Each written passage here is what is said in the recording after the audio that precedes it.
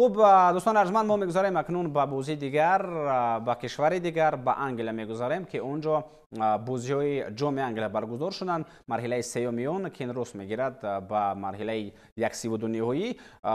شماره زیادی دستاورد البته شرکت می‌ورزند از دیویزیون سوم. حتی در گیم که سامانه‌های اینترنتی شما مشاهده کردید که رقیب تاتنهام با کدام نمود نقلیات به بازی آمد، چگونه اونجا ورزشگاه در کدام سطح قرار دارند، در ورزشگاهی که 4000 جای نشست دارند بازی برگزار میشوند. خلاص این انگلیس است زیبایی فوتبال رو گیم که از این جهت هم نشان دادن، ولی ما تنها به یک بازی دقت خواهیم داد. بازی اساسی که در این مرحله پس سر شد، این البته رقابت دستای منچستر یونایتد و ارسنال می باشد. میشد که همین بازی رو در برنامه نگذارید یا ما رو دعوت نکنید. برای که ارسنال عموما ببینید منچستر سیتی بر مقابل دسته از دیویزیون چهارم بازی میکند. بله. تاتنهام بر مقابل دسته از دیویزیون چهارم بازی میکند. لیورپول همین گونه. ارسنال میاد بر مقابل منچستر یونایتد باید بازی کنه. این قرعه‌کشی چنین طور شده است. بله این وقتی برگشته مخلصان ارسنال و این دسته بود که پیش از بازی شاید بسیارا میگفتن که این وقتی بعدی منچستر یونایتد باشه. اما من این گونه فکر نداشتم، به خاطر که آنها مقابل لیورپول ایستادگی کرده توانستند. بازیگران منچستر یونایتد رو در نظر دارم و البته سیتی بحران زده رو هم چند پیشتر شکست داده بودند. این همه نشان میداد که بر مقابل ارسنال نیز منچستر یونایتد بازی خوب خواهد کرد و البته که به پیروزی هم رسید با کمک‌های دروازه‌بان 26 ساله ترک که غیر عادی بود و غیر چشم داشت بود. بله. عموما منچستر یونایتد 10 نفره در میدان بود بعد از کارت سرخ دالوت. این چگونه ارسنال نتوانست این رو استفاده کنه؟ یک جای مهمی دیگری بازی بود. البته نقطه گردشی بازی میتوانست همون جایی باشد که مارتین ادگار از پنالتی گل میزد، اما مهارت بلندی دروازه‌بان باعث بر آن شد که او پنالتی رو برگردان و در همین لحظه بازیگران منچستر یونایتد یعنی که امیدشان زیادتر شد، حتی وقتی که آنها یک نفر کمتر مانده بودند و همین باعث شد که تا آخر مبارزه برند، حتی در 2 اکسترا تایم هم شکست نخورند و در 13 ضربه‌های پنالتی باز هم با کمک دروازه‌بان به پیروزی برسند و به مرحله بعدی گذارند. یکی از رقیبان خیلی پرقوت خود رو شکست بدهند آنها. اینجا ایمانبک یک سوال دیگری به میان میآید که همه میداند که به ارسنال حمله‌گر لازم است، حمله‌گر مرکزی. چرا یک حمله‌گر تو هنوز هم دعوت نشده ایستاده است به دسته ارسنال و کدام حمله‌گر میتواند عموما همین موقع رو بگیرد از پرمیر لیگ انگلیس؟ من برای مثال الکساندر ایساک رو میگم که 100% او میتواند او در دیل خود است فکر مطابق میشه. بله نه این نظام گفته شده از اون حمله‌گرانی که هستن. برای مثال الکساندر ایساک گویم که همه کار رو در پرمیر لیگ ثابت کرد، تصدیق نمود و همگان که چگونه حمله‌گر بهترین است. خلاص حمله‌گر تیار گیرید استفاده برید. ببینید اریک تن هاگ وقتی که اومد طلبات‌های زیاد داشت، بازیگران گران ارزش آمدند، ولی که نتیجه بعداً ما می‌دونیم که آنتونی با چه ارزش برابر است و دیگران با چی.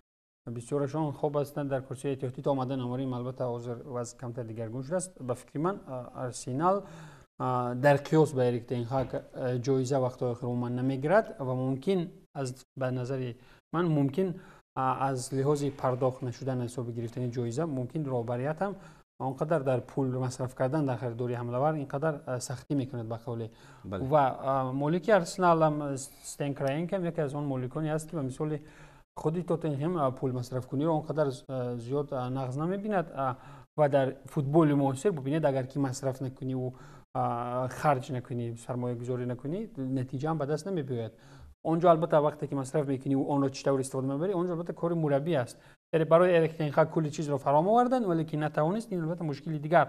ولی من فکر میکنم که اگر طلباتای در ارتتا رو یعنی که عملی کنند، اون حمله‌ورانی در کاری خود ایسا که مثال آوردید نفری گلزنی دیگر رو بیارند، البته خوب میشد برای ارسنال و چنین پیامدها روبرو نمیشوند. ولی اینجا ببینید در آغاز ما گفتیم که حریفان ضعیف داشتن دستای دیگر، ولی که در قیاس با اون دیگران هم منچستر یونایتد گاینی هول از مشکل برآمده ایستادم به قول برای دیگران برای خود مخلصان ارسنال هم ضعیف به نظر می رسید، درچند که لیورپول حریف اصلی بود در دل خود اور زمان نو بس از چه حالت بودن یونایتد لیورپول بازی دیگر رنگ دیگر میگیرد، خصوصیت تاریخی داشتن و حریف اصلی بودن. ولی ببینید ارسنال که نصیب جایزه گیری نداشتنش از یک طرف، از طرف دیگر امریم هم وابسته به نتیجه با لیورپول وابسته به پیروزی در این بازی 10 نفره ما میگیم که روبن آماریم معرکه به چیز نویل شده ایستاده است.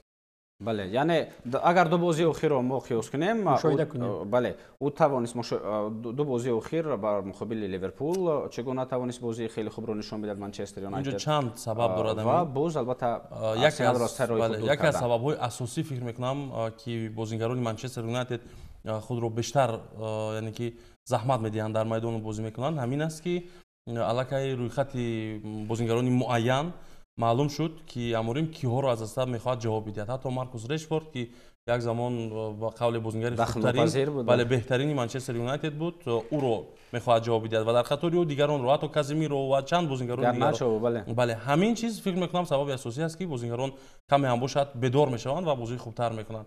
شاید موقع خود رو نگه داشته توانند، شاید اونا برای این چیز تلاش میکنند. اما درباره آرسنال و آوردن بازیگران به هیئت، اولا درباره ارتتا بگوییم که ارتتا همچون یک سرمربی جوان واقعا توانست که یک دسته خوب بسازد با آرسنال، یک دسته رقابت پذیر. الکی دو سه موسم است که آنها حتی قریب تا آخری موسم برای قهرمانی میتوانند مبارزه برند. بله. اما قریب حساب نمیشه. بله، فقط همین رو من در نظر دارم. بله. اما برای جایزه به دست آوردن نه تنها بازیگران رو خریدن لازم است، بلکه حتی یک سرمربی دیگر که سطح کارش بلندتر از ارتتا باشد به آرسنال باید بیاید و در این حال آرسنال برای جایزه گرفتن فکر میکنم موفق میشد. اما درباره خود آرسنال اگر بگوییم 12 ساله شاید حتی 13 ساله اخیر ما اساسا آرسنال رو چنین میشناسیم که از زمان مخصوصا آرسن ونگر که آرسنال بازیگران نه چندان گران ارزش رو بعد حیاتی خود جلب میکرد، پس از یک دو موسم آنها به بازیگر خوب تبدیل میافتند و دوباره میفروخت پول کار میکرد. این یک سیستم معینی پول کارکنی آرسنال بود، اینکه از با قول مکتب خود آرسنال بازیگران تربیه میشدن و با دسته‌های بزرگ انتقال میافتند. اما بعد اومدن ارتتا وقتی که یک دسته خوب جمع شد و دسته در یک سطح معین با یک نظام خوب بازی رو ادامه داد، دیگر ما نمیبینیم که مثلا همین با قول انها ادامه بیابد و بازیگران ضعیف‌تر بیایند اینجا قوی شوند بعدا به دسته‌های دیگر گذارند، چون که دیگر آرسن ونگر نیست و به همین خاطر من فکر میکنم یک نفری در کار است که نه تنها پول زیاد طلب نکند برای آوردن بازیگران بلکه هم فوتبال باز تربیت کند. بله. هم جایزه به دست بیاورد. این درست، اما با خاورز همچون حمله‌گر مرکزی نمیشود قهرمان شدن در خاورز به هر راسته که رفت درد سر بود فقط. نه ببینید اینجا اصلا او در مجموع خوب است ولی خیلی خرسند است که از او خلاص شد. همچون حمله‌گر مرکزی ما از لحاظ پول مصرف کردن و بر عوض پول زیاد آوردن بازیگر ببینید نیکالیا پپه رو برای چی آوردن، چقدر مبلغ گران آوردن، لیکن ترانسفری ناموفق. ببینید به پول از دست طرف به چی خودی آبامیانگ هم یک مرحله معین بود. آرسنال نه همیشه این کارو برای مثال منچستر یونایتد هر سال 200-300 میلیون یورو صرف میکنه. پورای استفاده نمیکنیم که نمیخرد، اصلا بازیگرای قیمت میخرد. نه فقط یک مرحله معین بود که این کارو کرد. الکساندر لاکازت، آبامیانگ خودی این زمان گویم که تقاضا همین است که باید یک حمله‌گر حتما آورده شود، یک حمله‌گر مرکزی رو بیارد. شاید نه تلاش میکنند برای آوردن، لیکن اون این زمان همون تلاش هم بچش نرسیده ایستاده است. یگم خبر نیست. این تنها دو موسم اخیر است. پیشتر بود که این چیز این انگیزه بچش میرسید. بله. خلاص اینجا امام متخصصی ترانسفر ها است، چون که بله بیشتر سر کار دارد با ترانسفر و این رو خوبتر میدوند که ایساک میآید یا نمیآید. نه اصلا متخصص من ایساک رو همچون مثال آوردم. به هر صورت برای مثال اصلا در مورد متخصص گفتن اومدین این متخصص گفتن بسیار برای این جرأت داشتن در کار. برنامه ترانسفر در عمل هست. من زیاد پیگیری میکنم این رو، فکر میکنم که در این مورد بیشتر معلومات داریم. متخصص نه اون نفری که ممکن بیشتر سر و کار دارد. من متخصص میشم دیگه. خلاص بازی دسته‌های آرسنال و منچستر یونایتد در وقت اساسی با حساب مساوی جنباز شد 1-1 و بعدا در سلسله ضربه‌های پنالتی پس از رقابت بازم خاورز اونجا نتوانست پنالتی رو با گل انجام بدهد و زیرکزی گلی رو زد که دسته منچستر یونایتد رو به مرحله نوبتی که اکنون مرحله 1/16 نهایی می شود برآورد.